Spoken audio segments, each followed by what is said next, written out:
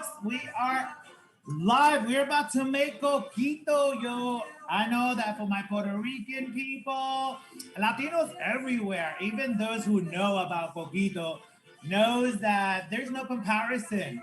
I mean, we have to listen to El Gran Combo. It's like a whole no hay cama para tanta gente. You know, we have poinsettias. Like, I mean, this is the Christmas, holiday feel that a lot of us are not going to get to, kind of experience this year due to COVID. But here at Conciencias, we're going to give you a little something, something.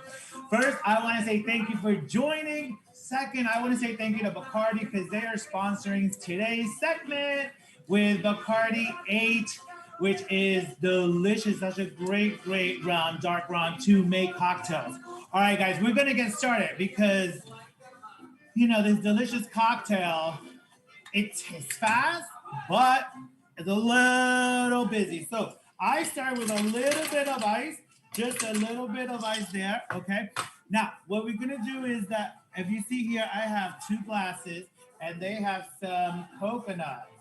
And that's because I like to do my garnish. You see that? Before, right? So the way that you can do that, so it's ready to serve, is take a little bit of the coconut milk, the condensed milk, and just put a little bit, tiny touch on the rim, and just put it right on the coconut flakes, and just let it be. All right, guys. So we're going to start with coconut milk, and all you're gonna do is you're gonna dump that right in there. Okay, you're gonna make sure you get everything out. This is delicious, guys, and this reminds me of home so much. Mi abuelita and mi abuelito, las parrandas coming through.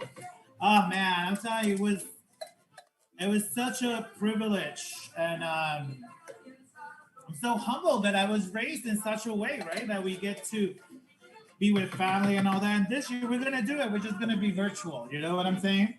All right. So coconut milk is your first. Then you're going to go to your condensed milk, and you're just going to drop it in there. Look at that. Isn't that delicious? Oh my goodness. This is a holiday treat for sure. You want to get all of that in there. Hey, pa la calle. Who's dancing? I know somebody's dancing at home right now. Okay, pa fuera. Oh my God, condensed milk. Carnation. In Puerto Rico, you need some carnation. And then, you can't go with nothing else but Coco Lopez, okay? You can't go cheat. Look, this cream of coconut, delicious. You're going to put that in there as well. But if you're going to make a coquito de Puerto Rico, you need some Coco Lopez, y'all. It can't be, Oh my God, this is delicious. All right, lastly, we are going with the evaporated milk. Okay, everything's open, easy breezy. And you just dump that in there. All right, guys. So those are the cans that you're going to be working with. Next, beautiful Bacardi 8. This is delicious, you guys. You're going to put a cup, maybe a cup and a half. You know what I mean? It's been a rough year, boo. You know what I'm saying? Like, I think we just need a little something. I'm at home. Wait, no, nobody's driving. 1.5 beautiful Bacardi 8. All right, guys. Now you're going to take your vanilla, okay? Put 2 bar spoons in there.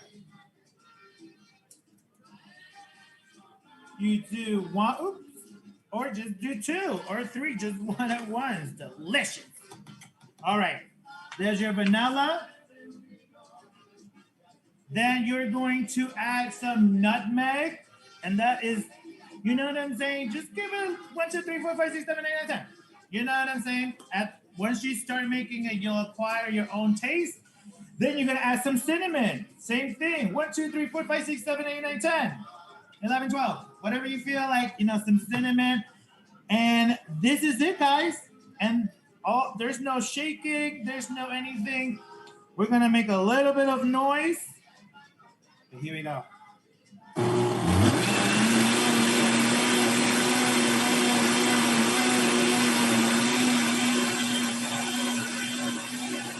Like a minute.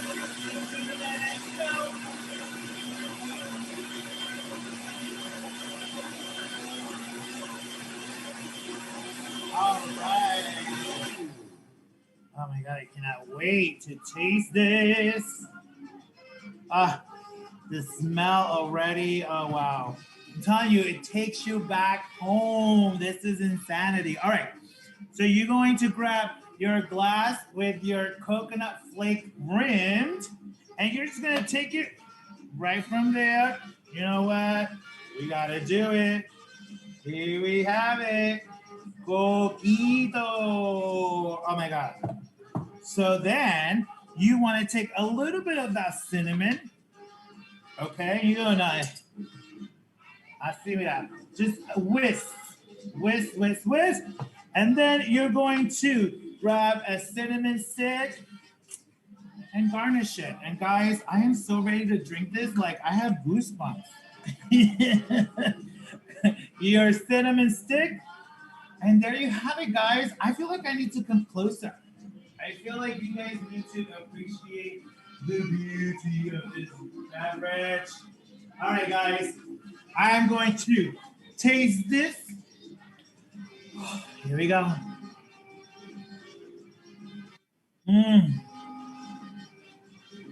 Wow.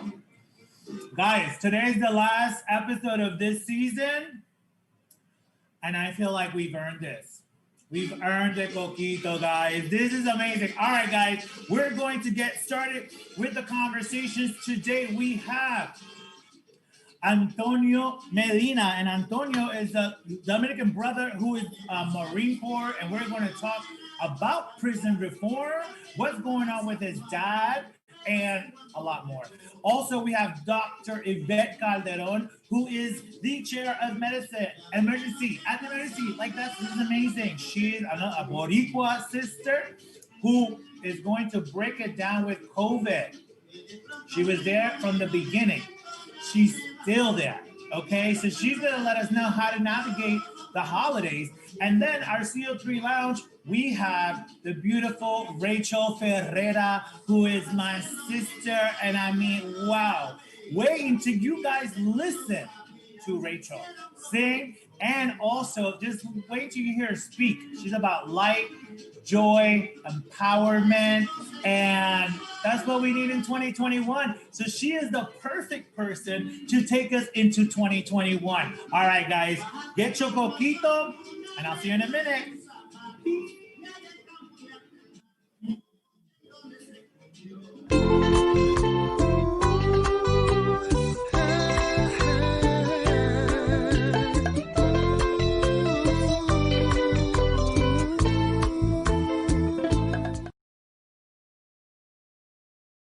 Hello, hello, hello. Buenas noches, comunidad. Good evening, community, and welcome back to Conciencias Con Cocktails with me, Javier Pedroza. Familia, this is our last episode for the season, and I am, so thankful. I'm full of joy. I'm full of I feel so blessed and so thankful for everyone, all of you guys tuning in and day out, on Thursdays at 6 p.m.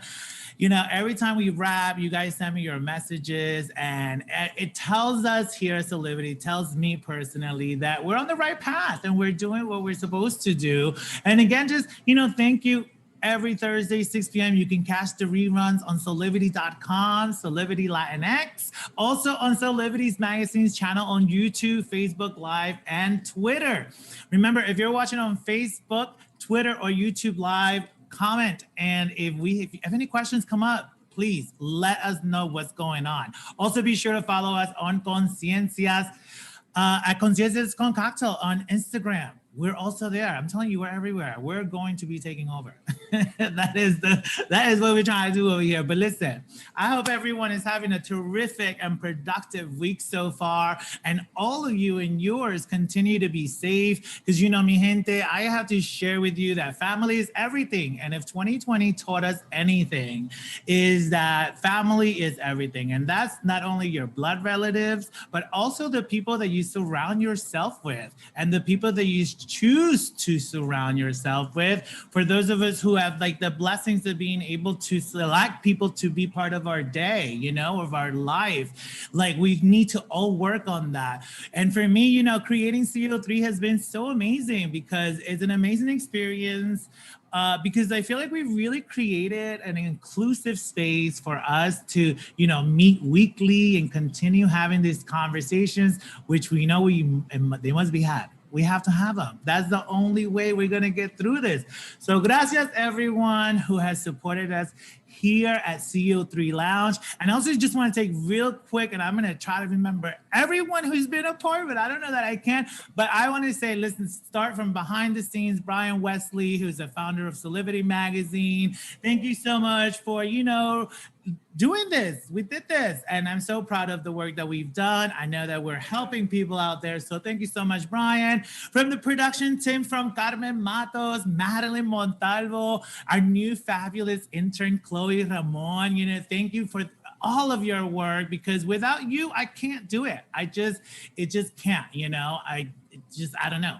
There's no way, right? And then there's the guests, right? So many names, and if I forget anybody, but Diane Morales, Rosa Clemente, Angel Vasquez, Vidal Guzman, Orlando Hamilton, Senator Tony Navarrete from Arizona, who told us everything we needed to know, and we knew we were going to win Arizona. Shakira Barrera, Chris Cabrera, Cherry and T, Juania Locke, Scott Nyland, my freaking brother from Minnesota, Tia Fuller, Kiki, Kianga Milele, Miltary Tucker Concepcion, Carlton Jones, Dr. Francis Melendez, thank you, Mr. Antonio Tijerino, Miss USA, we had Miss USA, Susie Castillo here from she's Puerto Rican Dominican Republic. And she spoke truth. Thank you, Susie Castillo. Amara La Negra, the Afro Latina, you know what I'm saying? Repping, and she's doing the work, you guys. Follow her because she's really doing the work for her country. We also, Silvana Marmolejos is another sister of mine. Beautiful. Christelle Dominique from the beautiful island of Haiti. She's from Haiti. She's beautiful and an amazing designer. We have Miss Jennifer Nunez. We had Charlo Serrano. We had Don Castor, Jesus Aponte, Stephanie Salceda, Stevenson, D'Angelo Thompson, who's also here on Solidity. You have to watch his shows Friday at 7. Carlo, DJ Dawson, who is Daniela Simba. Thank you so much. Raul Tiago, Miriam Morales from Orange is the New Black. Guillermo Chacon, president of the Latino Commission on AIDS, Jai Vargas, Roy Cosme, Isabel. I feel like I'm forgetting folks, and I'm so sorry. I love you all. The mother of the House of Extravaganza, Giselle Extravaganza, and the father of the House of Extravaganza, Jose Extravaganza. Oh, and the director and writers of Dia de las Carpas, right? Our little babies. Remember we had them, Camila Oliveira and Tony Garcia and Hector, Atreyu Ruiz, Joe, the director, Marina, the writer, Jasenia, the PR person. Oh, our theme song, Omar Perez Den. Thank you for our theme song here at Conciencia. We can't get, we can't play it more. We have to play it every day. Also, our segment, Carrica and Romero, with Christina Carrica Hela and Kenneth Romero, because they really helped us this year to navigate the political arena and, break it down to what it means for our folks and, the rest of the world. And you know what, guys, most special, I want to thank the man of my dreams, my husband, Luis Ramirez, who is my rock. And I'm about to get really emotional emotional and I just can't do that right now. But I love you. Thank you, Luis. Thank you. Thank you. Thank you. Okay, familia, listen, this week is certainly, the VIP guest list continues growing, and we add 3 incredible heroes to me, and I know to many, many more. We have Dr. Yvette Calderon, Antonio Medina, and Rachael Ferrara. Wait till you meet and hear them, and you're going to love. Obviously, our staple guest, our signature cocktail, the beautiful Puerto Rican coquito. A great drink for any occasion, really. But the holiday season, Merry Christmas to my Puerto Rican folks. Happy holidays. Happy Hanukkah, happy Kwanzaa, happy everything. Whatever you decide that is perfect for your life. Salud. I'm going to take another sip. Guys, this reminds me of home so much. It's delicious. Anyway, thank you for Bacardi, because they sponsored our CEO, our bar. They sponsored us today. So thank you so much to Chris Cabrera and Bacardi for that. All right, guys. So next on COVID, all right? Just because we have to mention it, right? But we need a little mental break, and today we're all real joyous and stuff.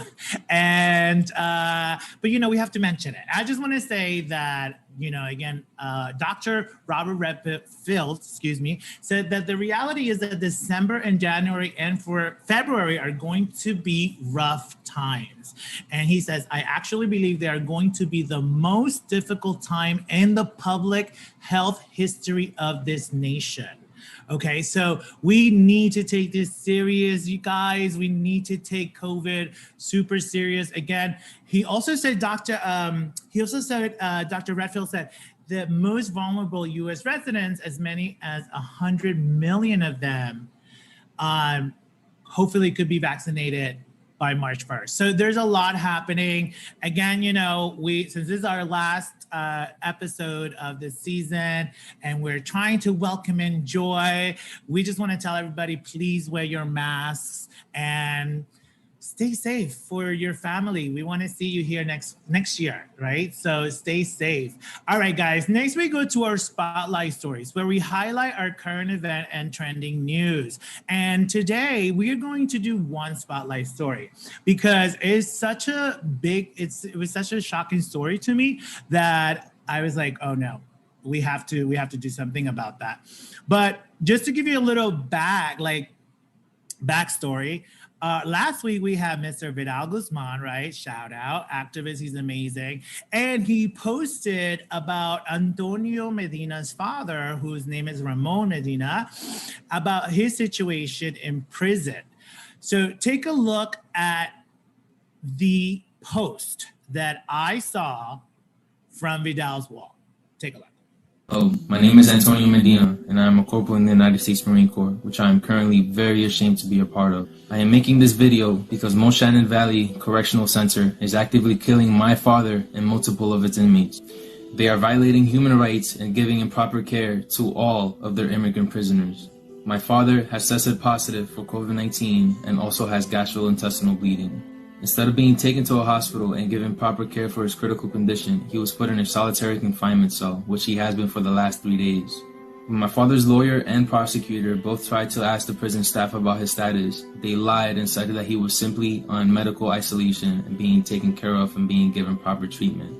They also refused to give any other details about his situation. My family has been contacting the prison for the last 4 days straight, and the few times that they don't hang up on us right away, or don't leave us on hold for 3 hours until we hang up and try to call again, they direct us to Derek Jones. So, guys, imagine going through your Instagram and looking at that, right?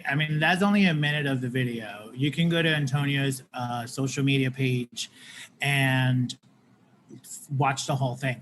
But as soon as I saw that, I was like, wow. He goes on saying that the media is not reaching back out to him to cover this. And it really hit me. I was like, you know what? Let's just do whatever we can. So I reached out to him, and he's busy, obviously, taking care of all of this. So we got to interview him earlier in the week because we wanted to bring light to this to this situation, because last week, coincidentally, we were talking about prison reform. We were talking about the conditions of COVID-19 and prison and, releasing prison. And then the following day, I see this post, So obviously, I guess the conversation wasn't done, and we needed to continue talking about that, And he, again, Antonio is a Marine Corps, as he mentions on the video. He was born in the Bronx, but he was raised in Dominican Republic, And one thing that I want to say, because he said to me,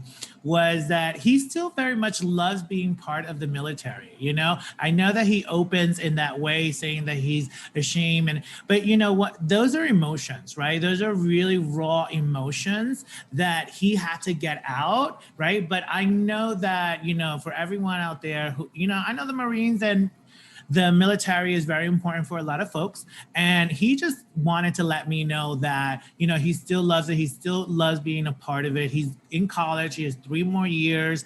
He just wants his life and he wants his father to be okay. So we're going to go now to our interview with Antonio Medina. We'll be right back. Take a look. Hey, Antonio, welcome to Conciencias Con Cocktails. Hey, thank you for having me. Thank you. Thank you for being here. I'd like to start by saying thank you to you for your service as a United States Marine Corps. You keep us safe. So for that, I want to say thank you, because the whole world needs to be thanking our people who keep us safe. And you're one of those warriors, guerreros out there that is keeping us safe. So for that, I say thank you.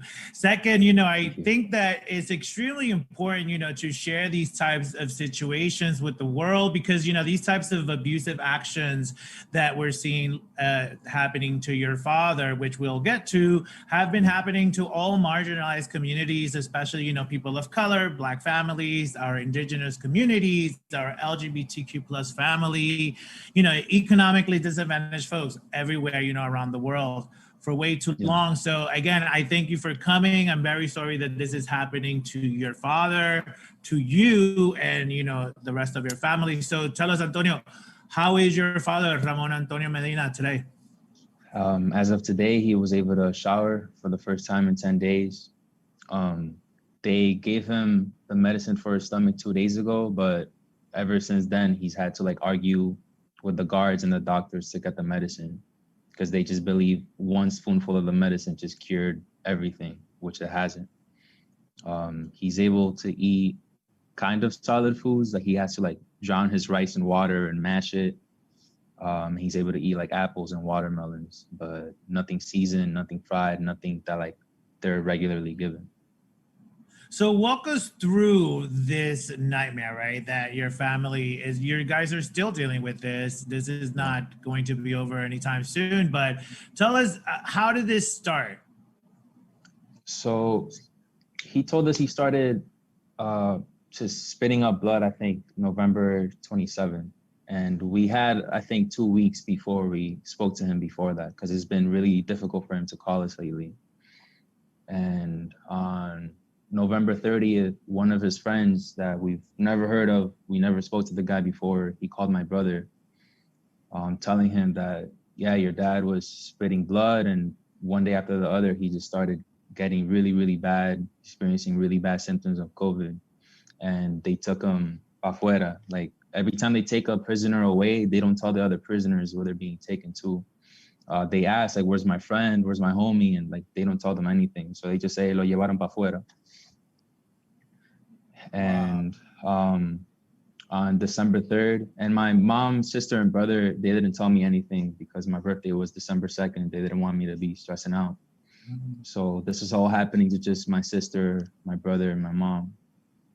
So on December 3rd, they told me everything. And then that's the same day that my dad was able to call, because they've been calling the prison every single day, every hour, asking to who to talk to, asking about the doctors.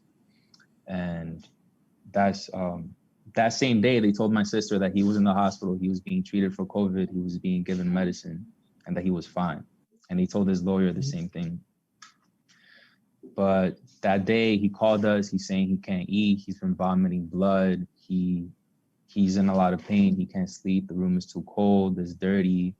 and he's in solitary confinement. He's not in a hospital. They took him to the hospital for 10 minutes, and they just told you, you're going to be medically distanced, and they put him in solitary confinement. That's incredible. I mean, so they're telling you and your lawyer, your family, one thing, but something else is really happening. I mean, I don't know how you guys, my God, I'm like lost for words in the sense that I can't even put myself in that situation. Your father, I mean, I heard him, does he speak English? Because I heard the Spanish recording. Yeah, he speaks English as well? Yes. Okay. And so now with these concerns, you know, obviously your father has tested positive for COVID. What is going to, where are we now that a judge got involved, right? Because I believe your lawyer was able to get through a judge. Tell us a little bit about that. So he called us on December 3rd. On December 4th, I put up that video. And that same morning, that's when like my whole family started harassing the prison, and like my close friends, they started harassing the prison. And he told us that same morning, as soon as he started doing that, they took him to an even worse cell. It smelled horrible. It was colder. It was dirty. Like everything he touched, it was just sucio en la cosa entera. And he asked him, like, why am I being sent here? Like, you need to help me. You need to give me food. You need to give me something so I can eat. And they just threw him in there, didn't tell him anything. So we believe it's because of that. They were just upset that we're asking them to do their job and to treat him like a human being and not to let him die. So they just chose to punish him instead. But your father lost like 30 pounds, right? In 2 weeks? Yeah. Within 9 days, he lost 30 pounds. Wow. He was not able to eat at all for at least a week. So now what is the lawyer saying in terms of like, you know, getting him the care? The judge got involved and said what? So the judge in the afternoon sent the prison a letter saying that she wants a video conference with my father, his lawyer, and the warden to explain what's going on.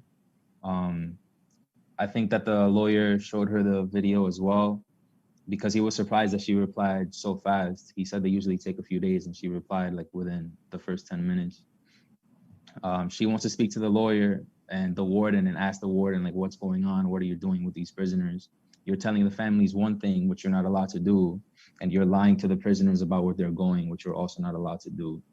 And medical distancing needs to actually have some sort of medicine involved. And if you're actively denying a prisoner medicine because all he needed to drink was a little bit of jarabe, which they took 4 days and like all this stuff to happen for them to give him one spoonful of it. Like, what are you doing? So tomorrow they're gonna have that call, but the real reason he was taken to the hospital and given the medicine was because of the judge. Wow, I mean, it's hopeful to see that one person, you know, has a soul in this whole situation. Tell me, what are you looking to accomplish, Antonio, with, you know, putting this out there in the world? Well, for one, that prison needs to acknowledge what they're doing. They need to face the consequences of it. Every single person in his unit has the virus, and they've been denying them COVID tests so that they can say on paper that nobody has the virus and that everything's fine. They're just pretending that they're doing the right thing. But it's like, why is it so difficult for you to do the right thing? Why is it so difficult for you to treat human beings how you're supposed to? Right. And the thing is that we know kind of how the United States thinks of when we think of our criminal justice, you know, punishment, deterrence, you know, and they need to be thinking about rehabilitation and the longest lasting side, you know, effects so they can re-enter society. How has this changed you, you know, as a person now, like knowing that, having all of this knowledge, how does this, you know, kind of how do you think now about criminal justice and, you know, having served our country? It's not doing his job correctly. And being part of the military, like I've also been able to go to different countries and see how their systems are. Like if you do something wrong, you get punished for it, you serve your time, but they still want you to return to society. They don't want you to kill yourself before you get out of there, because for the last, I think, 7 years, my dad's been suicidal. The only reason he doesn't kill himself, he says, is because his mom's gonna have a heart attack probably, and we're all just gonna suffer. He doesn't want to give us that pain. But the prison system has not taught him how to go back into society, how to be a better person. It has just given him depression and like making him lose his mind.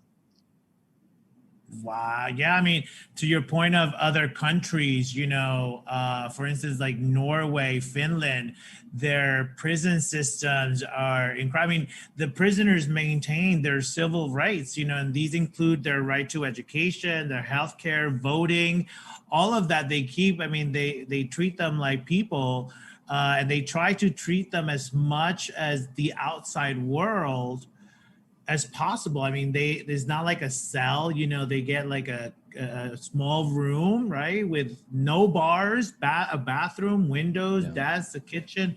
It is the role to rehabilitate. People who've made mistakes. People make mistakes. That's just, it is what it is, and it's not right that we do what we do. Talk to me about the support that you have received, because I know that, I mean, I got wind of what's happening with you through social media, through our friend Vidal Guzman, who's a fierce activist, incredible. And this is a great example of that. He posted your story, which got to me, and, I reached out to you. Tell me a little bit about the support.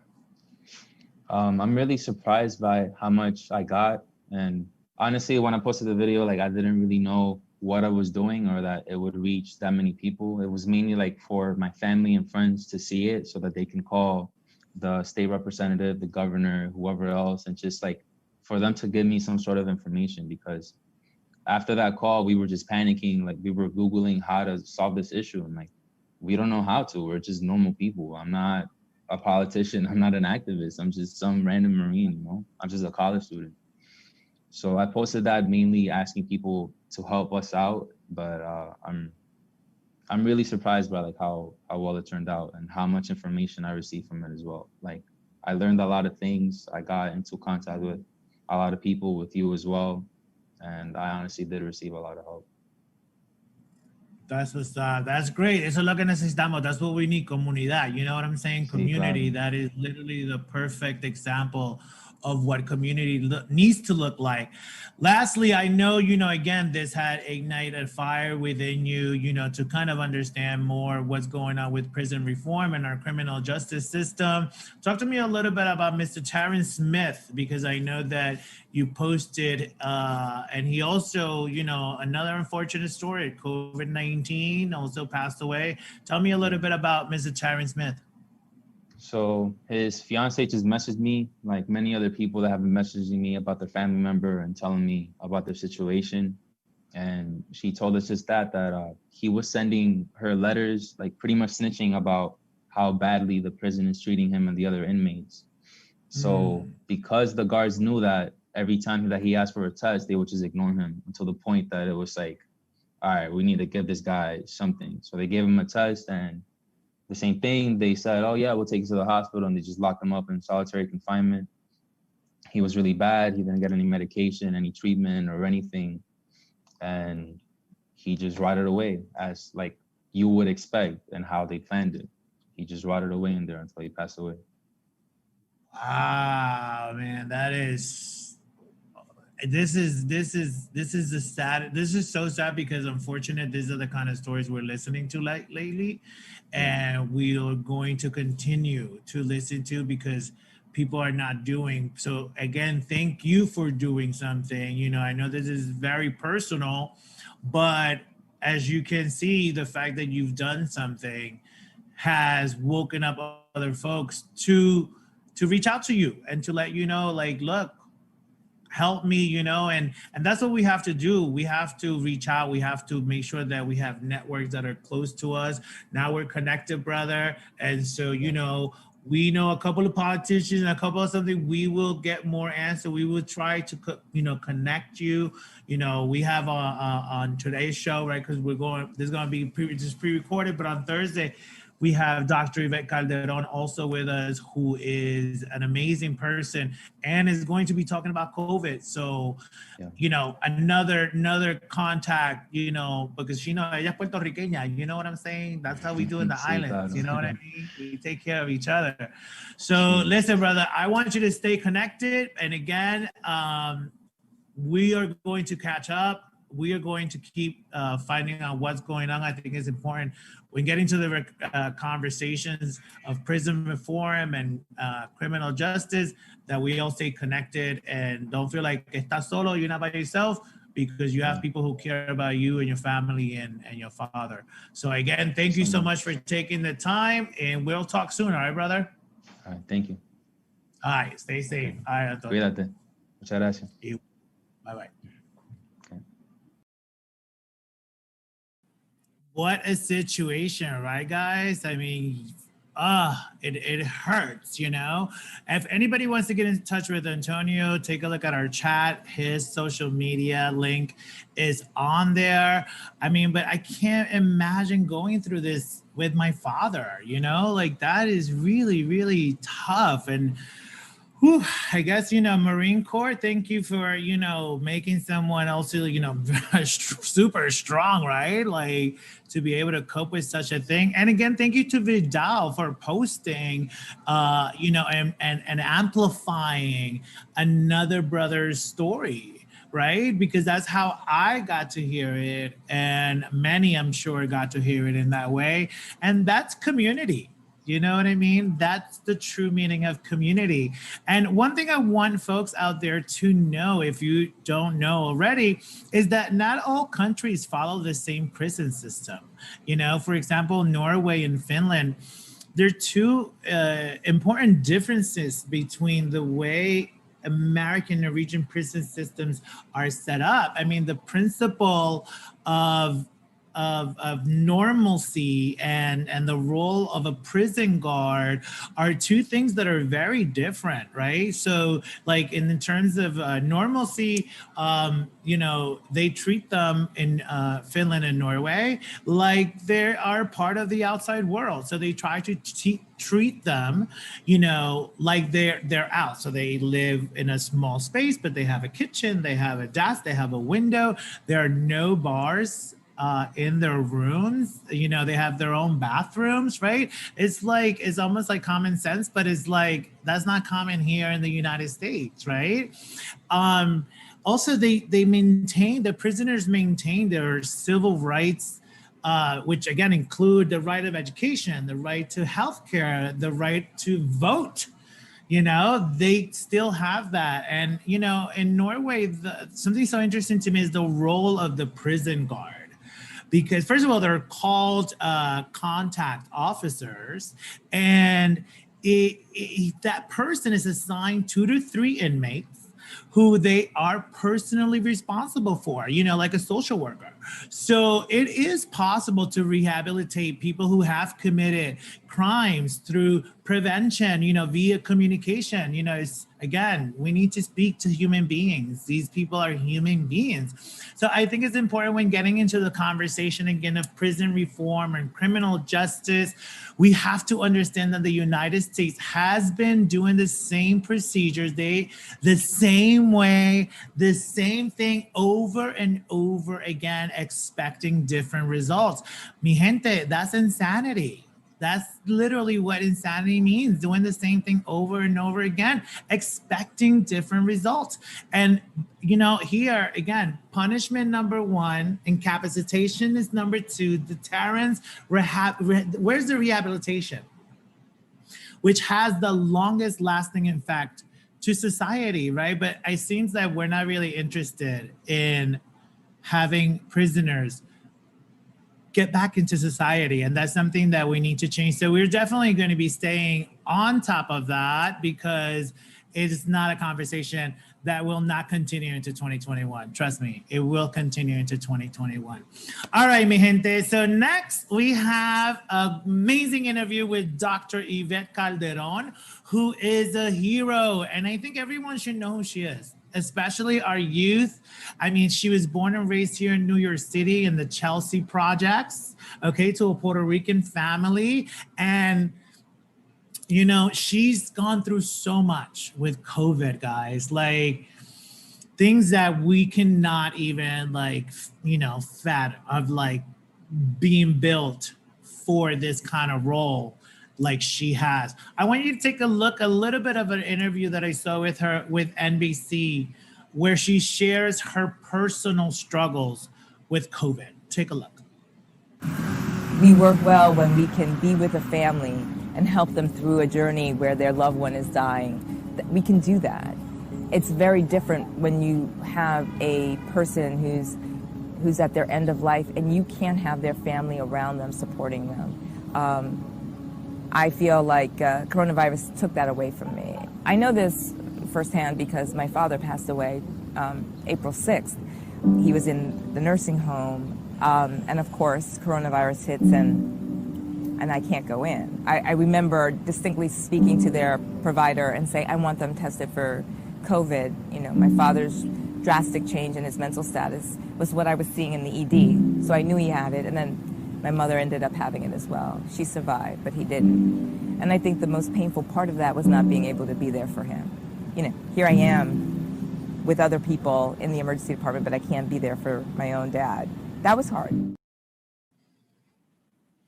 Oh my goodness, isn't that, can you imagine, guys, being able, you're helping every other family and you can't help your own? I mean, our condolences again, you know, I literally, Dr. Yvette and I literally cried, like, because, you know, it's too much. And her mother got COVID and thankfully she made it through, and she still goes into work every day. I mean, that's a hero. That is a hero, guys. Like, that is someone who's living. She is a present hero of ours. And, you know, Dr. Calderon is the chair of emergency medicine at Mount Sinai, which is one of the busiest hospitals. I mean, also on top of that, she's a researcher, she's a teacher, she's a mentor. You know, she's known for her clinical research that focus on two major health disparities in the Bronx and in the Lower East Side here in Manhattan, which is HIV and hepatitis C. And Dr. Calderon has served on 3 nonprofit organizations, which a community advocacy, a service nonprofit group, a grassroots mentorship group, and the Emergency Medicine Board of Certification. She is doing the work. You see what I'm saying? Like, this woman, this gorgeous sister is doing the work. On top of that, she was the chair of the board of Mentoring in Medicine organization, and she also serves at the Latino Commission on AIDS as their physician lead for their HIV screening efforts, which I'm a part of, and that's where I met her, and I just continue learning from her every single time I see her, and it will not be the last. But next, we are going to show you guys and share with you our interview with Dr. Yvette Calderon. Take a look. Hello, Dr. Yvette Calderon. How are you? I'm doing great. Thank you so much for having me. Oh my God, thank you so much for being with us. It's our last episode of the season of Conciencias Con Cocktails. And I am so happy that you are our last guest. I want to let people know at home that, you know, a little bit behind the scenes of how do we know each other and all that jazz. But Dr. Calderon is also a board member for the Latino Commission on AIDS, and I am part of the benefit committee, have been there for 11 years. You've been part of the Latino Commission on AIDS now how long? Oh my God. Maybe not 11 years, but close to it. Yeah, I mean, time flies, but I always remember, you know, when I met you, understanding who you are, I was always like, wow. What a woman, you know, like not only what you've accomplished in your career, you know, but the fact where you come from. And I really want to talk about, you know, all of that coming up because, again, number one, I want to say thank you because what you do day in and day out, Dr. Calderon, for everyone, you know, we're going to get to about your amazing team of heroes because you have a beautiful team who supports you. But I have to say before that, just thank you for your heart, for your brain, your time, your leadership, and your dedication for Thank you keeping so us much. safe, mi amor. I have to say it because I am so happy that I get to say that to a Puerto Rican sister, you know, like you're such an example. So again, tell us a little Proud bit. of it, by the way. Say that My again. Latina self is proud of it. Yes, that's one of the things that I love about you. You are Latina 100% of the time. You know, as we all are, we navigate these, you know, different environments, but you're always yourself. You've always been yourself. But tell us a little bit about how you know, you are the head of the ER medicine in Mount Sinai. Tell us a little bit how this year has been for you. So I'm the chair of emergency medicine at Mount Sinai Beth Israel. And I will say that this has been an incredibly, I call it the twilight zone. I've never, in my 25 years of being and attending in the emergency department, I've never experienced anything like this. I mean, for 23 years, I was in the Bronx at a level 1 trauma center, Jacoby. That's where I trained. That's where I went to medical school, up in the Bronx. And even on its worst days, okay, it was nothing like what we encountered in the beginning of this year. COVID is a disease like no other. And I think what's so incredibly difficult is that the medicine is emerging, the science is emerging every day. And so every day there's a change, there's a little bit more of a change. And that's, humans don't do well with that, right? Change is not a thing. So I think that has definitely been it's been a journey through that. And I think now we're at a point where we're going, okay, where are we going? Right. We're seeing COVID on the rise. And what does this all mean? What do the vaccines mean? What do the treatments mean? I will say in the beginning of the year, it was hard to see patients come in and we could not allow visitors in. I also lost my father at the very beginning of the year of COVID. My mother and father both got it, and he passed away. Mommy, you know, she's kicking, she's strong. Una Latina, forget it. But it was very difficult to go through that journey and see the passing of so many people. I mean, the amount of death was, you know, constantly every day for weeks on end was pretty overwhelming. And I don't think that we as a community and as a society, and, you know, it's coming. The reckoning day of processing all of this is coming, and it's been very difficult. And you know, we've had these disparities, Dr. Calderon, like for forever, right? Like just since the beginning of time. You know, talk to us a little bit about how COVID, you know, attacks the Latino population, the Black population, right? The African American, the indigenous population, right? Talking to Antonio Medina, the population who are imprisoned, right? Like there's so many different populations that are being affected by this. Talk to us a little bit about the disparities. Sure. I mean, first of all, you're right. Health disparities has been around for hundreds of years, right? And I think all of us need to start connecting and learning a little bit about the history of where it started, how it perpetuated itself, because I do believe health disparities exists. And there is an intersectionality between that and racism, and the structural racism that just exists in this country.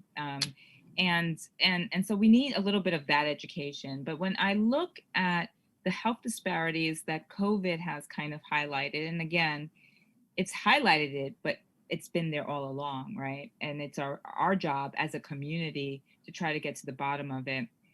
I use a framework when I think about it, which is the risk to the individual, right? The risk that was going on where individuals who had no paid leave, who had to go to work, who had to get on the subway, individuals that actually, you know, were the essential workers, right? And when I say essential workers, not only, you know, doctors and nurses, I'm talking about transport, I'm talking about the person that's cooking the meals and Right.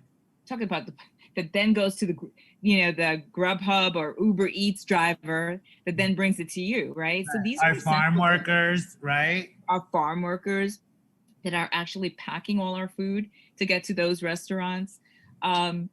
These individuals, more often than not, are brown and black people, right? They're African Americans and our Latinx communities that are working doing this. Who are the people who are the aides in our healthcare?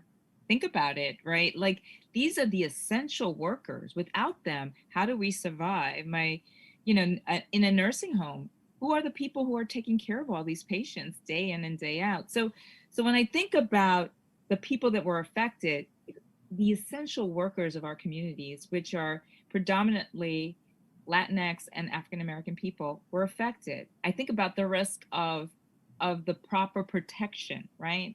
There was a risk for these individuals. They did not have the proper protection, the proper PPE, as we call it.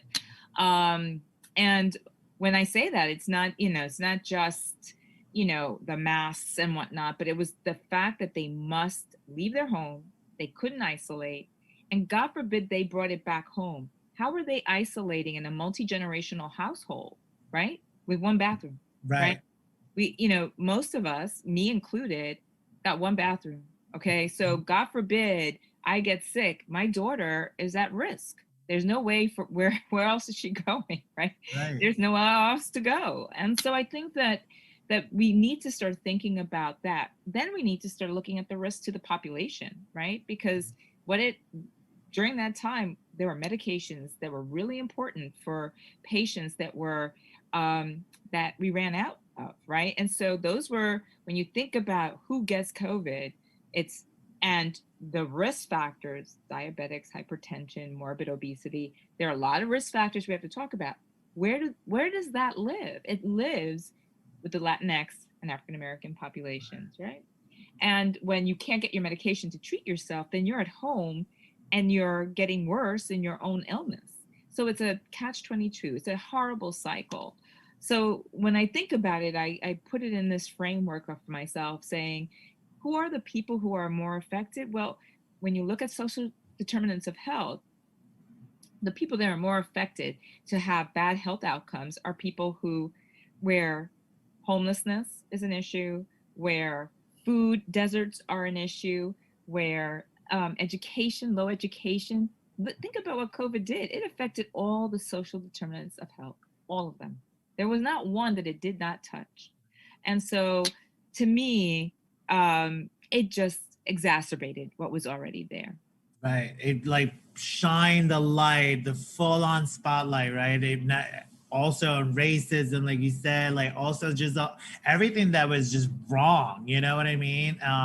And what do you say to those folks, who feel that COVID doesn't affect them? It's just not something that, or they're going to get over it and they'll be fine. What do you say to those folks? It's so interesting. First of all, it reminds me of the folks that used to say, so, Magic Johnson has HIV, so what of it, right? And it also reminds me that I had this conversation with some medical students down south who called me up, and I was talking to them because I do a lot of mentoring, and they said, Dr. Calderon, I have these patients, they're in the hospital, they're admitted, and they're still saying to me, not a big deal. And then they get transferred into the ICU, and it's only when they come out that they go, oh my God, right? So my answer to these people, which I don't see many of them in New York City, I have to tell you, in the place where I practice, thank God. My answer is this: I care about you. I care about your health. And I care about your family, who will not have you in this world if you don't take care of yourself. And it's simple little things like washing your hands and wearing a mask and socially distancing yourself. I mean, when you think about it, it's the simplistic things that actually protect us against COVID. Right. So I think, as I said to those students, you gotta first come at it from a place of love, a place of truly authentic caring about humanity. And then people, they have the right to go out there and do what they have to do. But I would say, if you want to see another day with your family, Don't take it for granted, because life is fragile, and this disease, like HIV, does not discriminate. Absolutely. Another question that we received, because, obviously I was like, I have Dr. Calderon on the show. Y'all better come through with, because everybody was asking me so many questions, right? And another one is herd immunity, right? There's that thought out there. People just need to, let it play out, and we're all going to get fine. What do you say to those folks? Oh, God, no. Okay. No, absolutely not. All right. The amount of people that would have to die for herd immunity to occur are many more than you would want. Think about it. Would you want your mother, father, sibling, loved one, partner, child to get this and die? That's what you're saying. The odds are against these people, and you don't know if you're going to be the one. It's Russian roulette. And I'm sorry, I don't like gambling. Right. I don't take risks, okay? Okay. As much as I want to know that I'm going to be here tomorrow for my daughter, right? And speaking of, taking risks and all this, because, vaccinations, as far as Latinos, it doesn't go hand in hand, right? And due to our history, right? Like there's facts, right, that medicine has not been friendly to some of our people, and not medicine, but the people who practice it, right? So we know, for instance, Puerto Rican women, and their history. What do you say to people who are like, I don't know if I want to get vaccinated? I just had this conversation right now with someone coming into the building. So first of all, I would say you're absolutely right. When you look at the history, the Tuskegee experiments, when you look at the Caribbean Latinas in the Caribbean, right, that had hysterectomies and sterilization performed on them when Without they thought their knowledge. Right, without their knowledge, when they thought their appendix was taken out. I mean, that was the Mississippi, project. But on the islands, they were doing the sterilization. I mean, all you got to do is read The War Against Puerto Ricans, and right? And I think that I approach it this way. I get it, but I am not going to allow myself to be tainted right now. I need to understand the science. I need to understand the medicine, and because of that, my family trusts me, and so they'll call me. Do I do it? Do I not? Right? And my answer is yes.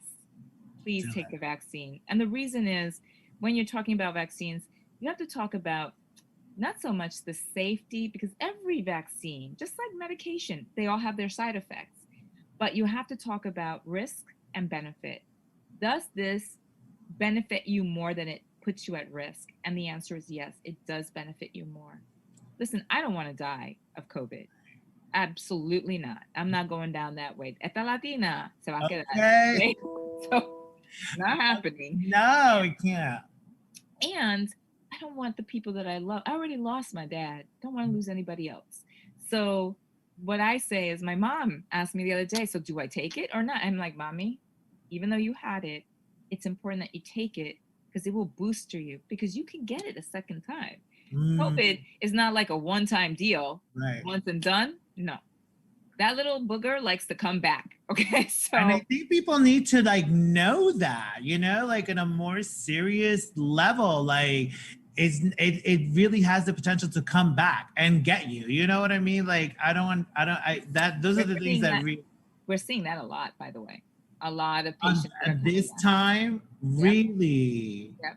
So how do you see New York now, right? December, I know, we're getting reports from the CDC telling us that January, February is going to be, what are you experiencing now in New York City? So we have doubled the amount of patients that we're seeing, maybe even tripled from the summertime with COVID. And I have to say, what the CDC is saying is pretty accurate. Because what I'm looking at is that there's a lot of COVID in the community. And right now, while I'm seeing people that I'm sending home, this last week, we've been admitting a lot more people. So this is exactly what we saw tail end of March. It's eerie. It's like we're doing this all over again. And so people, you saw the news, people were traveling everywhere for Thanksgiving, right? And this is what I said to my brother and my family. I don't like turkey. Okay, if you're gonna have un pernil, arroz y gandules, perhaps you can tempt me, but I don't like turkey. So you know what? There is no need to get together. Okay, we'll wait until the day that we can have our. Well, and that brings me to the next point. How do we navigate these holidays, right? Especially, Latinos, people of color, and there's, some non-people of color who like to get together with their families and enjoy and have fun. But, for us, it's so important, it kind of almost defines who we are. At least we like to think that it does. What do you say to people about these holidays specifically? Well, one thing I say is I am not going to lose my life to a Hallmark card. Okay. So I feel like I need a t-shirt. Right? We need to get something made. This is what I tell my family, right? Like every day, once we're through this, could be that day of celebration. And because I want to celebrate with them come 2021, I'd rather put this stuff on hold, right? Mm-hmm. I mean, my little nephew who's 3 years old, he's gonna get a whole load of presents that he can open up, and he probably won't ever even remember this year. Right. Thank God. But for the rest of us, I don't think it's much to ask 1 year of just staying put and Zooming. Like on Thanksgiving, my brother and I resumed with my niece and her husband and the baby, and my daughter was here. It was great. My sister-in-law, and all we did was glass of wine, we toasted to each other, and for an hour we laughed like we would have if we were together. So we have that technology, use that. And quite frankly, I think that that's the right way of going. Now, I know people are out there going, no way, I need. But you know what? You also need that person to be around next week. So you got, again, it's a balance, right? And don't be seduced by the Christmas ads, all these ads that marketing and capitalism. Mm-hmm. Right. That may have to be a t-shirt too, but right. I mean, if you think about it, there are safe ways of getting together and saying I love you, and Zoom is one of those ways, FaceTiming, whatever it is. Yeah, it's safe. And we've had our. I think, sorry to cut you off. No. We've had communities, that have their rights have been taken. And I think that's part of what we're seeing in some communities, like, no, you're not going to make me wear a mask and da-da-da, and I'm not, all of that. But this is not the time. Like, this is not it. You know what I mean? Like, for this one, like, we get it, and we'll talk about all those things that are traumatizing to all of our communities, because we have to talk about those things. I think in order to understand each other, right? In order to say, okay, I understand why you're like this. The history, just like we spoke about vaccination, and there are things that we know history tells us. So I think it's such an important time to educate. But I want to say, Dr. Calderon, that you're such a hero to me. I think that you're a hero to many, because again, we get to see one of us on the front line, and not just on the front line, but on the front line flawlessly. And I want to take the time, talk to me about your team, because we know, Latino, we know we don't do things by ourselves. We always do. We're very good collaborators, and we love teamwork. Tell me about your team. So thank you for the opportunity to let me talk about my team, because they are amazing. They're just, they give because that's their calling. I mean, and when I say my team, I don't only mean the team that I have of physician leaders. I'm talking about my nursing team. Those women and men are fabulous, okay? My PCAs that are just beyond fabulous. My registrars, okay? Like, this team is beyond amazing. And when I go into the ER, it's like, now I can't hug them, because I usually do, but now I can't hug them, but I'm like elbow, right? You know what? I can celebrate them always. Someone asked me the other day, this whole concept of feeling like a hero. I don't feel like a hero, but I will tell you this.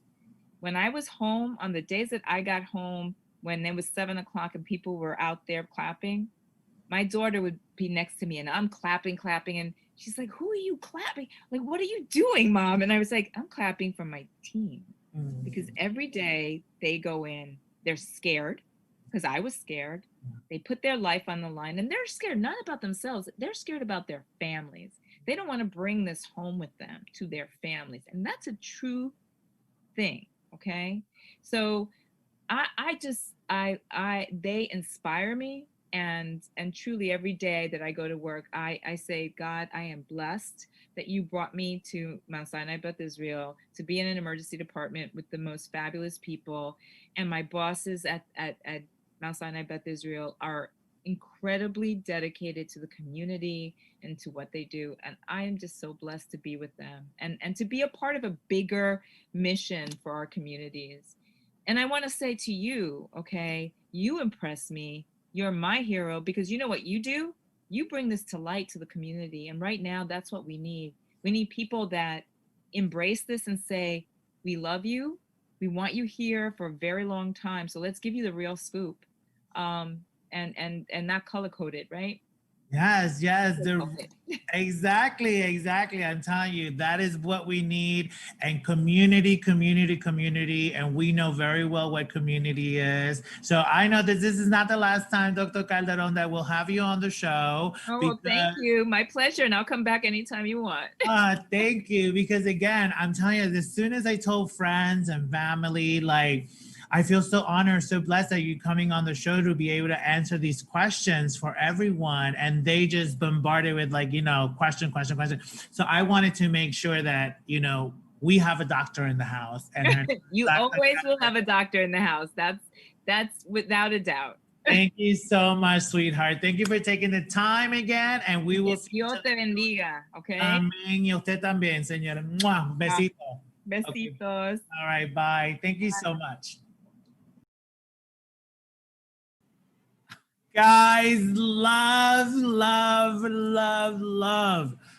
Calderon. Oh my God.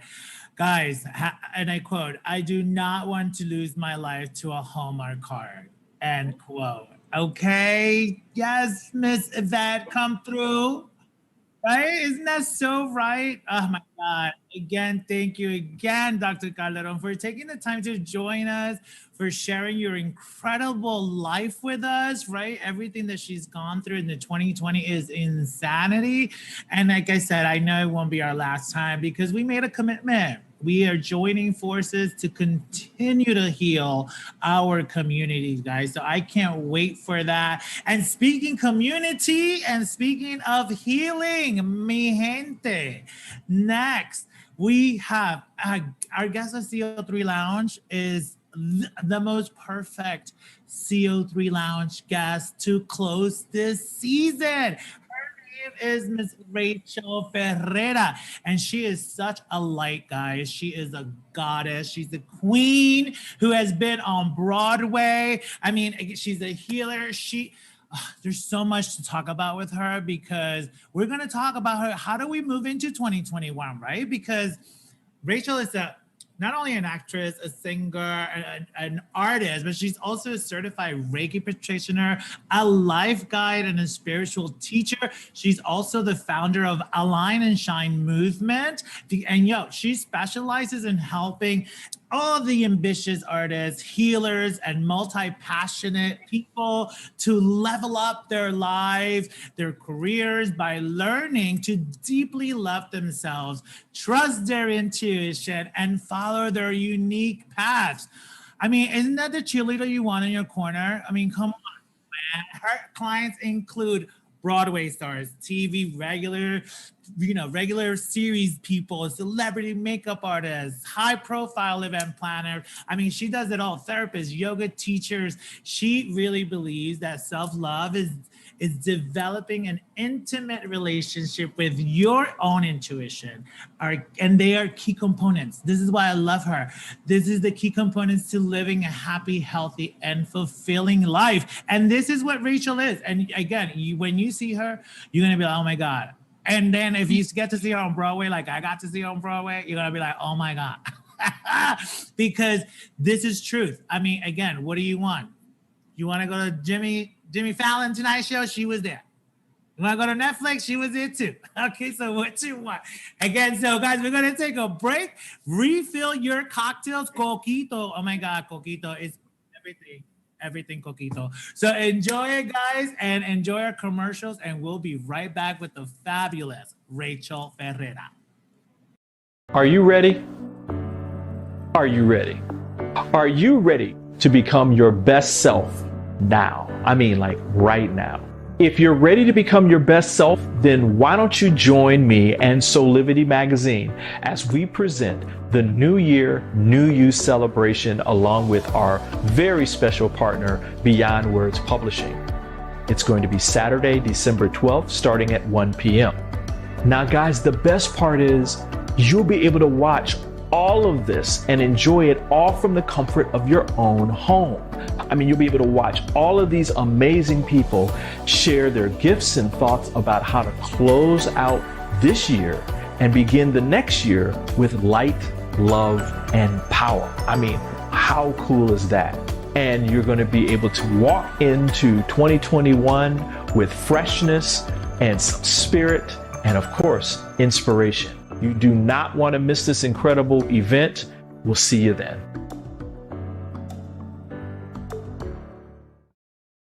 Coming up next, it's time for our CO3 Lounge.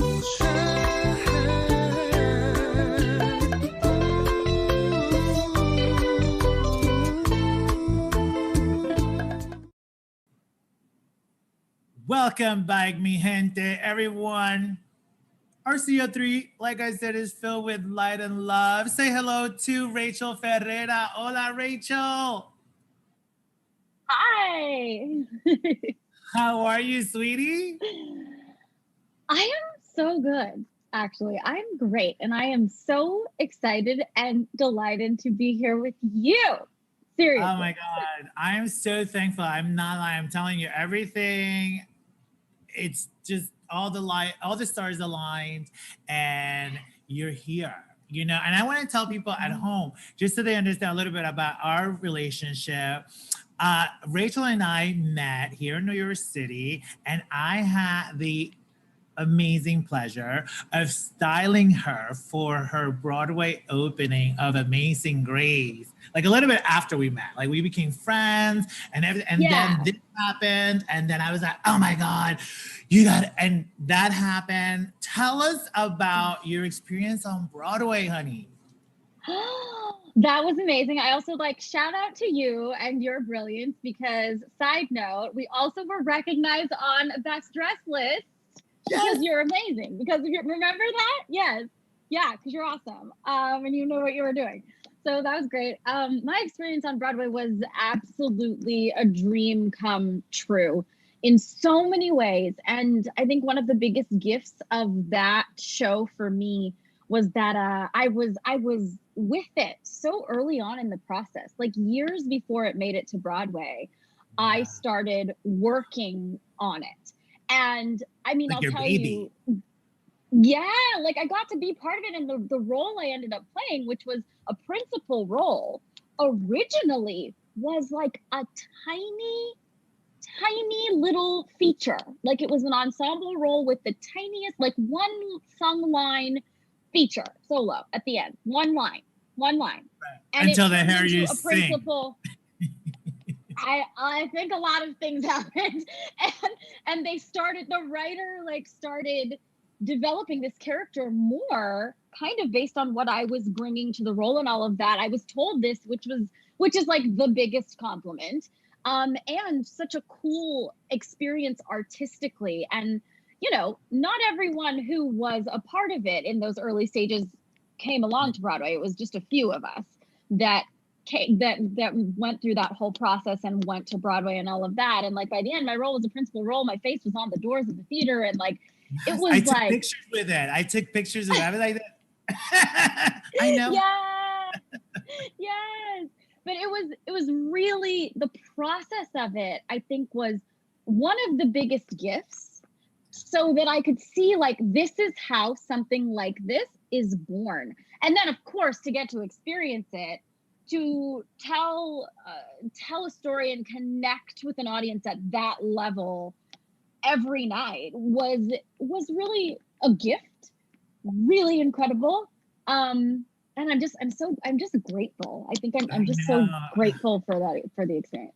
I was grateful to be in an audience. Like when I saw Amazing Grace, wow, we were like screaming. And then I heard Rachael sing. And it just is something, you know, because we hear Rachael sing, like she don't just sing, she sings. You know what I'm saying? Like that's how she gets down. And you know, with the energy of people and the audience and the live and all that, I mean, you just shine. So that was a few years back. And then you said, I'm going to LA. I'm out of here. I did it. I conquered. Now tell us, what are you doing in LA? I did it. I conquered. LA is so everything I wanted it to be. I was as a kid, my family, like my extended family, a lot of them move out here. And so I would come out here as a kid to visit, like basically every summer I was here. So it was like my second home. And I think I always knew that LA was it. Like New York was never my forever home. I knew that, but I knew I was supposed to be there for a while. So came to LA. Yeah. And honestly, it's just like the quality of life makes me so happy. Waking up to the sun, like most days of the year, makes me so happy. It's been a gift in that way. I knew that what I wanted was just to experience kind of that feeling, more nature. I love palm trees. Just seeing them makes me feel like, and at ease. So I've just honestly been enjoying that, really building my life here, building my career here. I've done some theater here, which has been great. I did like a Netflix show out here, which was awesome. I'm working on creating more of a music career. Like that's like kind of a new little baby. Like music has always been part of my life. And for many years, it was music and acting were together. They were like through musical theater. I did a lot of musical theater. All over the country and on Broadway and all of that. And I knew like when I moved out here, it was sort of, they can still live together. I'm so happy for them to come together when they're meant to be, or like to play characters who also sing or whatever, all of that. But also I started to feel this feeling like, okay, and there will be acting that is just that. And there will be music that is just that. Cause I'm a songwriter too. And more, it's like this needs to be shared as well. And so, you know, I've been dreaming up an EP and started working on it a little bit. It's like, probably way too early to talk about it, but I'm talking about it. Yeah, I mean, that's how it starts, you know, you start putting a little bit of energy here, a little bit of energy there, and then all of a sudden, you know, you create this beautiful baby, you know, which is all of our projects, right? Everything that us creative people do is like our babies. And I'm so excited for that because you do have an incredible voice that can live by itself. You see what I'm saying? Like you can do that. Like you can do musical theater, like you said, you can do acting, just acting, but you are one of those forces that can't do everything. You really are a triple threat, my love. Like there's no joke. And on top of that, you're healing. Tell us a little bit about your new healing journey. My personal healing journey has started like back in 2010. And well, actually maybe a little bit before that. And then that's actually when I started, when I was certified in Reiki and all of that, which is what was the catalyst for what I do now. And I guess a little bit about what I do now. I say I'm an energy healer and a life guide.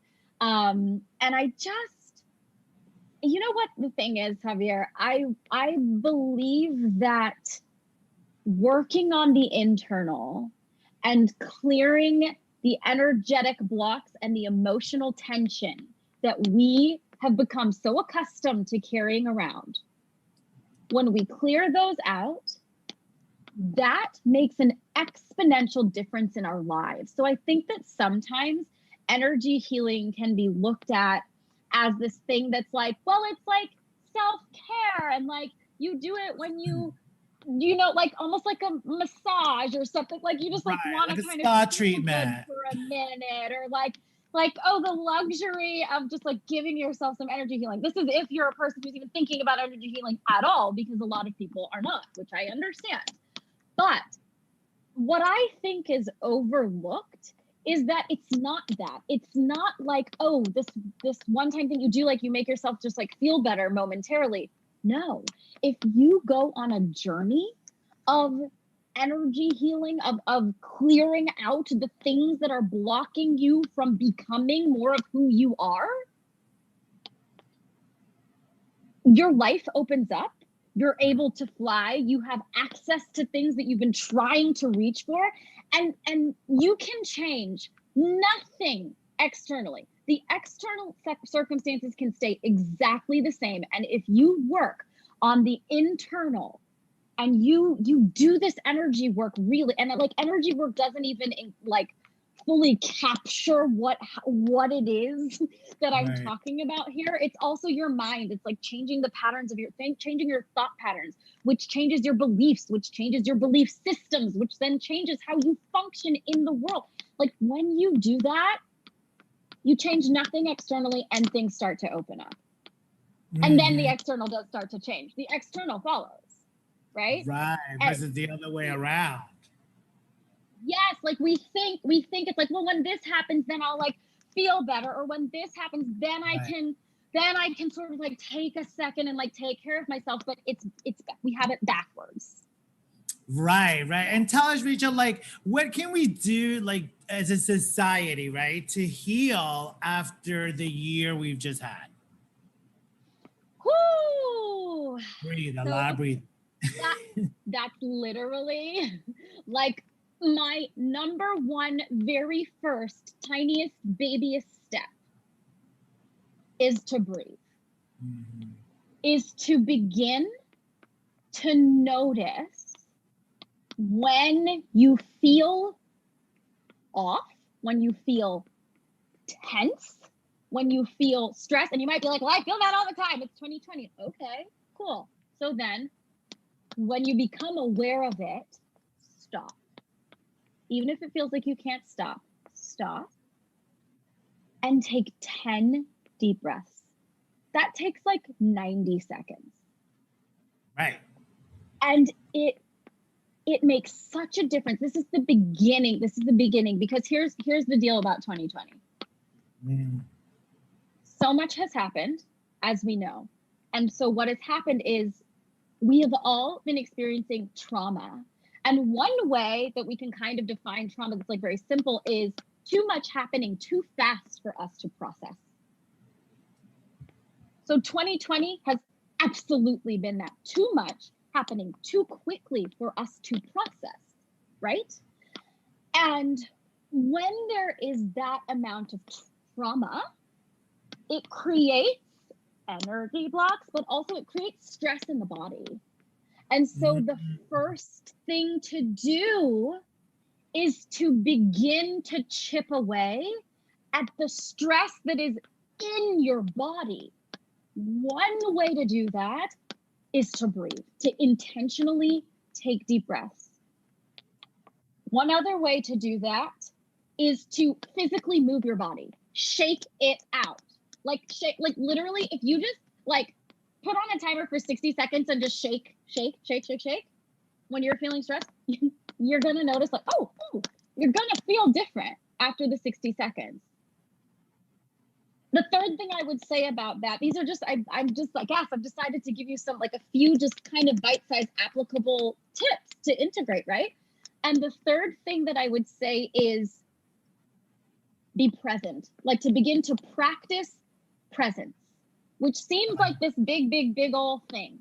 But one really simple way to practice presence is to notice if you're like getting in a spin cycle, right, in your mind, because that is very common right now. And understandable. If that's happening, it's okay. There's nothing wrong with you. You are responding appropriately as a human being to the trauma that you've been experiencing, okay? So if you notice yourself in the spin cycle, take 10 deep breaths, shake out your body for 60 seconds, and then practice presence. And what I mean by this one way is literally start to notice what your senses are taking in this moment. I see a door, the light is on, I feel the chair beneath me. That wall is white. Like I smell something in the air. It smells savory. And when you do that, you're automatically back in the present moment. And if you're noticing in that way, it's kind of signaling to your mind that and your body that in this moment, you are safe. Which brings you to the completion of the stress cycle. Right. Does that make sense? Absolutely. Yeah. Absolutely. And I think that's all those 3 keys. They're literally keys to like unlock, right? Like the magic of like living presently, like you said, day to day, you know, and what do we say, like specifically to communities of color, right? Because we had George Floyd, we had Breonna Taylor, Ahmaud Arbery, there's so many, right? That is so, every time you mention, you know, it's you got to deal with it. We have to deal with it, right? And what do we tell with those folks, right, that live so marginalized, right? That a concept of spirituality, right, and even like good energy and positive vibes may seem like something that they don't even think about. 2 things. 1, as you were saying that, the first thing that came into my mind was Rise Up. Like this song, like, Rise Up. What is that song? Da, da, da, da, da, rise up. What is that song? Oh my God, what is that song? It's Spirit. It's Spirit. It's Spirit. Just It's sing Beyonce, it. right? But that Rise Up, Spirit. I can't even remember the words, but it's that feeling of like, whoo, because I totally understand. And the second thing that came was, this is available to you too. This is available to all of us. This part of us that I'm talking about transcends literally every physical thing on this earth. And the more that we as people of color can rise up and just see, just entertain for a moment the possibility that we are greater than what we see, that we are greater than the way we have been treated, that we are greater than the marginalization of us, that there is a part of us that is beyond all of it. The more that we just think about the possibility, the further that we can go, and the quicker that we can break down some of these systems, or not even break them down, rise above them. Right, just keep going. Keep going where you can rise above. Absolutely. Rise above, and it's just knowing it's in there, and knowing like this is connected to our ancestors. Yes. As well. Like sometimes that's like a way in. Way in for like these communities. It's like the idea of the ancestors, and the ancestors are like a direct channel. Yes. To spirit, to the higher power, and to the highest parts of ourselves. So we are being asked right now, as communities of color, especially, to connect to the highest parts of ourselves. Amazing. So yeah. Finish your thought, baby. No, I was just gonna say, I would just say, like, start, if you've never thought about any of this before, if it feels foreign, if you're like, what? Like this doesn't matter. Like I'm not looking at the reality. Oh no, we are looking at the reality. This is how we rise above the reality. This is how we create a new reality. I'm fully aware of what's happening right now.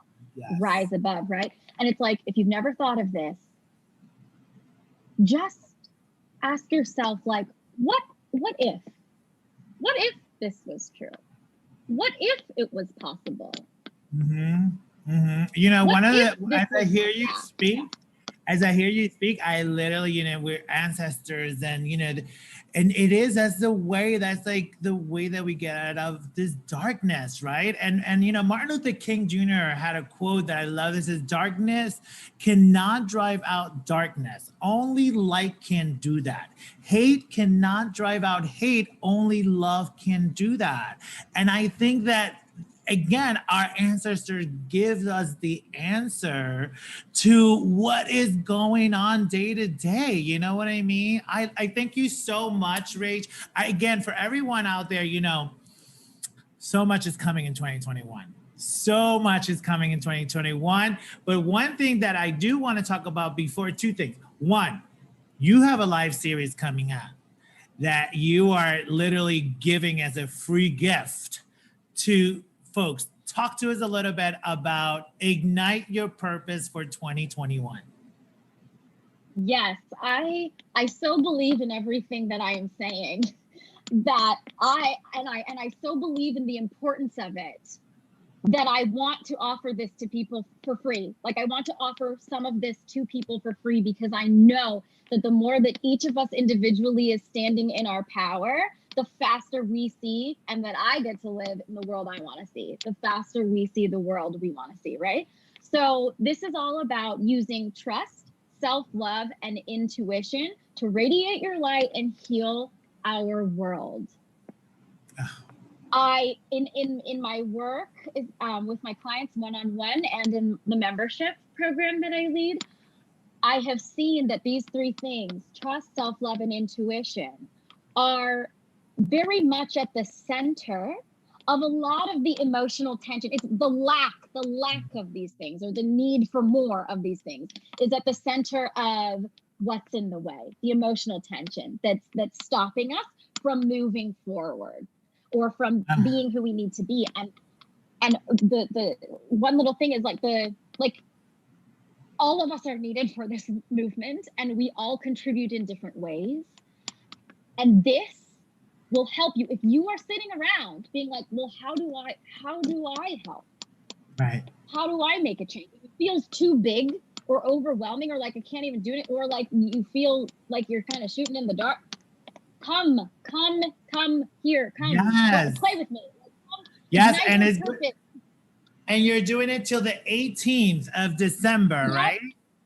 Yes, so it's on Fridays. Our first part was last Friday, but there is a replay, don't worry. If you sign up, you'll have access to that replay as well. Our second part is tomorrow, and you can totally just start with part 2. It's fine, it doesn't matter. So you can start with part 2, it's about self-love, and then next Friday, we'll be doing another one. This is all running through my free Align and Shine Facebook group. And you can sign up for it if you go to my website, effortlesseasecoaching.com. You'll probably see a little light box pop up, but if you accidentally exit out, like I always do to things like that, just scroll to the very bottom and you'll see Ignite Your Purpose for 2021. Sign up and join me. I so want people to understand this and see how cultivating these qualities can actually help move us forward. Yeah, it's such a beautiful way also of giving back. People say, how do I give back? And this is one of your strengths and one of your power, and this is how you give back. Leslie, tell us, because tonight we're going to leave our viewers with your amazing rendition of Change is Gonna Come. Change is Gonna Come. Ooh, I'm telling you guys, get ready for this performance, because I was like, took me to church, it took me to the heavens, it took me to the planets, it was like, whoo, my sister can sing, you know what I'm saying? And, tell us a little bit about that beautiful performance. Oh, thank you. Yes, that is actually from Black Lives Matter. We were raising money for Black Lives Matter. This was in the summer. And two of my friends and I, Tina Terry and Michael Bluestein, we wanted to do something. So we decided to come together and do some music. And we put together this, essentially a benefit concert, a virtual benefit concert for Black Lives Matter. And this was one of the songs we knew, I was like, we need to do this. And they were like, yes. And because so timely. And I've always loved the song, and it feels so important now, this year, at this time. And so we did it, and that's kind of that. When you hear it, you'll hear Michael Bluestein on the keys. He's incredible. He's the keyboardist for his break is yes, just gorgeous. He's the keyboarder for Foreigner as well, fun fact. And he has an amazing recording studio, Black Beagle Sound. And so just like shout out to Black Beagle Sound. Community. That's how we do. Yep. Listen, because I know you're going to get some people hitting you up. Tell our viewers your social media platforms, because I know, again, Friday, tomorrow is her live series. So anybody has any questions, how can they get in touch with you? Yes. So my Instagram is the Rachael Ferrara. Then you can find me on Facebook in my free Facebook group, The Line and Shine. And all of that you will find if you go to my website, effortlesseasecoaching.com. That's also where you can sign up for Ignite Your Purpose for 2021 down at the bottom of that page. Yeah, well, I'm definitely going to be there. So you'll see me tomorrow for sure. Thank you so much, my love, for coming. And again, I know that I'm going to see you more, and we are going to virtually come together because that's what we have to do right now. But we will create and we will heal together. This is what it's about. You know what I mean? So thank you so much for taking the time. Absolutely. Thank you for having me. This is a joy, honestly. Thank you, Javier. Thank you. All right, guys, everybody at home, thank you so much to all of my guests, Dr. Yvette Calderon, Mr. Antonio Medina, and obviously, again, Miss Rachael Ferrara, my sister from Belize, who, you know, you will be seeing again more, I promise you. Again, thank you for joining us on our episode today and for using your lives, your brains, not only to educate, but to create opportunities you know, for people who need them. Every human being, you guys teach them how to be their best, you know, and create social change. And, you know, guys, like I said last week, we here at Conciencias Con Cocktails, we believe it is our responsibility and opportunity to unlearn racism, educate others for the better of not only our lives, but future generations' lives, and for the safety and well-being of all of our community members. You know, we live in a country that has the highest rate of incarceration in the world. We have a system that treats you better if you're rich and guilty than if you're poor and innocent. And that has to change. We must get to a place where we see and understand historically how anger and fear have been and continue to be the essential weapons of oppression and abuse. We need a community of people to stand up against this, guys. And that's why I say thank you to all of you, because that's what we do every time we meet, every Thursday at 6 p.m. Again, you are not alone in doing this extremely important work. And every step of this work is absolutely vital and necessary. My people in Georgia, please go vote. Make sure you vote like our lives depend on it, because it does. We don't want to, you know, go in another Obama story where the Senate blocked and, you know, that was another, well, they didn't get that done because of this. We don't want that with this new administration. We want the path to be clear so we can get the things that we need to get done. So again, Georgia, my beautiful people, please vote. And again, for everybody at home, thank you. Remember to stay curious, be gorgeous, y amable. And we leave you with Rachael. Change gonna come. Amazing, and it's true. We'll see you next year on Conciencias Con Cocktails. Ciao, folks.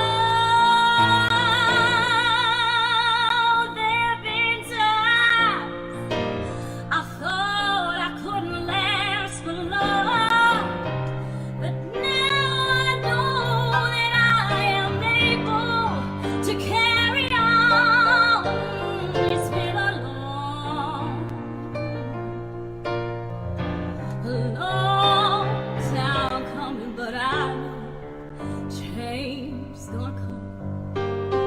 Oh, yes, it will.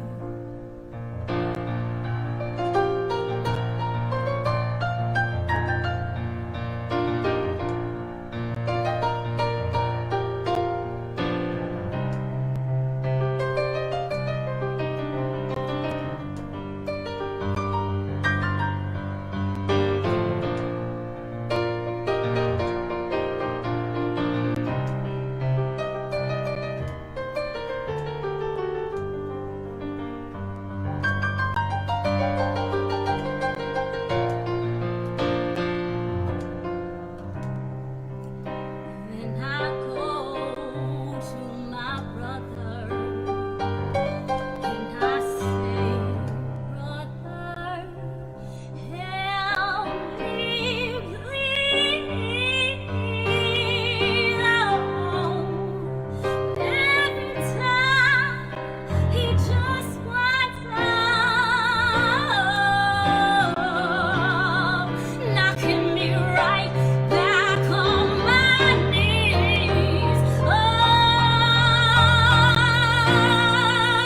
baby, times I thought I couldn't last. Sing, For girl. love